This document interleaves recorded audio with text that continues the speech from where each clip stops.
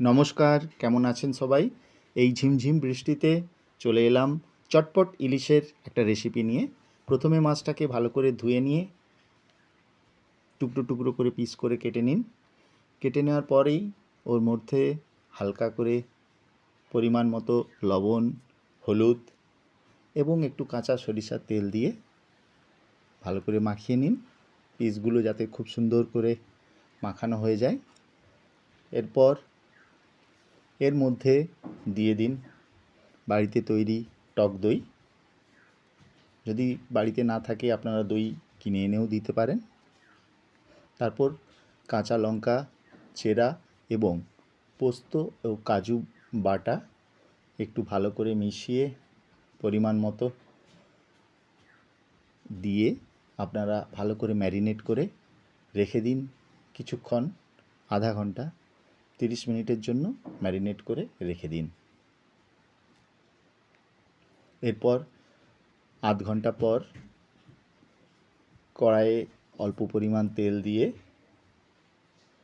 তেলটা গরম হয়ে এলে ওর মধ্যে একটু কালো জিরে ফোড়ন দেওয়ার পর ম্যারিনেট করা মাছগুলো কড়াইয়ের মধ্যে ছেড়ে দিন। হালকা করে একটু ভাজা ভাজা হয়ে এলে দেখবেন মাছগুলো দেওয়ার সময় একটা একটা করেই দেবেন, তাতে ভেঙে যাওয়ার সম্ভাবনা খুব কম থাকে।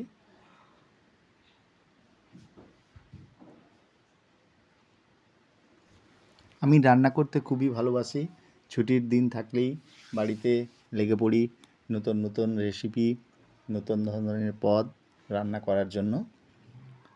আজকেও ঠিক সেই রকম চটপট ইলিশের একটা রেসিপি আপনাদের সামনে তুলে ধরলাম। কিছুক্ষণ ওটা ঢাকা থাকার পর দেখবেন হালকা করে মাছটা যখন একটু ভাজা ভাজা হয়ে আসবে তখন পরিমাণ মতো জল, অবশ্যই মশলা মেশানো জলটাই দেবেন, দিয়ে কিছুক্ষণ রেখে দিন। যখন অল্প করে ফুট হয়ে তখন গ্যাসের ফ্লেমটা একটু কম করে দেবেন।